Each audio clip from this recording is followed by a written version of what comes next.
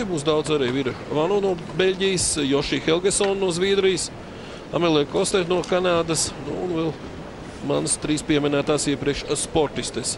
Jāsaka, šeit punktu blīvums ir nedaudz lielāks. 4 punkti šķir pirmo vietu, pat 4,5. Tātad pirmo vietu šajā grupā, respektīvi 13. no 18. Austrālietis. Bet, paskatīsimies, Austrālietā arī diezgan perspektīvas sportiste. Redzēsim, kā viņai veiksies. Vēl jau vairāk tāpēc, ka vakar, kā zināms, viņa startēja vienā no pirmajām grupām. Varbūt pēc saviem spēku samēriem varēja būt arī kaut kur augstāk. Bet tagad viņai ir visas iespējas pierādīt, ka viņa ir pelnījusi spēcīgāku grupu. Redzēsim, es domāju, arī šī sportista var parādīt ļoti labu sniegumu. Jā, kopējais iespējas par viņas programmu bija pietiekami labs, un arī viņa bija atstājusi sev neizmantotas iespējas. Ļoti ilgi gatavojas, ļoti nopietni. Galvenais, lai būtu rezultāts.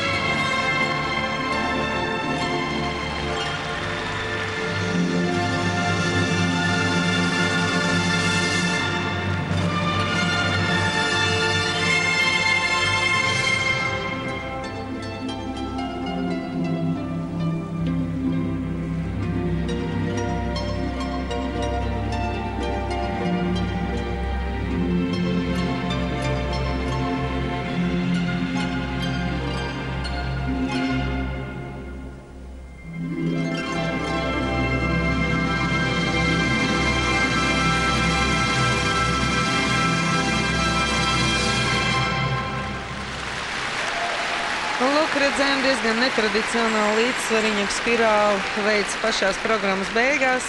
Parasti tradicionālais programmas komponējums sastāv no 2 lēcienu sērijām.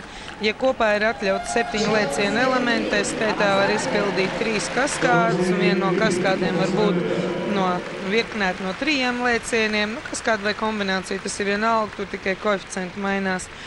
Un parasti pirmajā programmas daļā ir 3 vai 4 lēcienu elementi, atkarībā no tā, kādi tie ir un kāda ir sportista sagatavotība.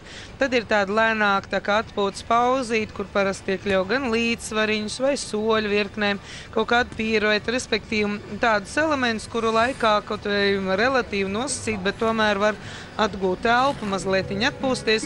Nu, un pēc tam jau otrā programmas daļā, tieši sākumā, otrās programmas daļas sākumā, tad jau atkal ir lēcienu sērija, jo šie lēcieni otrajā programmas daļā ir ar koeficientu 1,1. Līdzīgi redzējām, mēs lēcieni tika izpildīti, bet viens no lēcieniem Aksels bija atstāts uz pašu programmas finālu. Pirms viņa bija neliela šīta pauzīte, 6 sekundes līdzsvariņa pauzā, bet vienalga sportistai īsti neizdevās atjaunot spēkus. Un redzējām, visas programmas laikā bija vairāk nepārāk tīri izpildīti elementi. Arī šeit tas pats saltos, pēc tam brīvs apgrieziens, un tad jau atkal tikai nākošies lēciens. Šeit pēdējais Aksels pieskaroties ar roku pie ledus. Godīgi sakot, pārsteigts bija, ka tik tuvu beigu signālam ir šis lēciens kā tāds. Nu, katrs veido programmas pa savam. Principā viņa ir pietiekama atlētiska sportista, tad varētu atļauties arī šo te beigu lēcienu. Bet īsti viņai šodien tas neizdevās. Tas neizskaties. Varbūt, ja viņa skaisti izliekt, būtu maz bišķiņ citādāk. Protams, jebkas, ko izdara ļoti skaisti, dod pozitīvu efektu un ir pretēji ar to, kas nav izdarīts tā vajadzīgajā kvalitātē. 18 gadi Chelsea jau iepriekš stāstīja, 2 reizes startējis pasaules čempionātos. Un pagājušā sezona bija ļoti labs rezultāts, 17. vieta. Šobrīd viņa bija 18. Bet, es domāju, ka nekur daudz pakāpties viņai neizdosies. Vēl vairāk, kad iepriekšējā grupā labu rezultātu uzrādīja Viktorija Helgesona, 97 punkti. Salīdzinoši Chelsea līdz šim labākais rezultāts ir 86. Tātad pat vairāk par 10 punktiem atpalicība no Zviedrietes. Turklāt redzējām, ka priekšnesums nebija ideāls. Kāda 80 punkti, acīm redzot, varētu būt. 85. Nav nemaz tik slikti ar visu to. Atsevišķi lēcieni viņai gāja ar piepūli 85. Šobrīd gan 4. vieta. Jā, viņi zaudēja 3 labākajām iepriekšējās grupas dalībniecēm. Tātad mans prognozes, ka viņi varētu uzlabot savu stāvokli.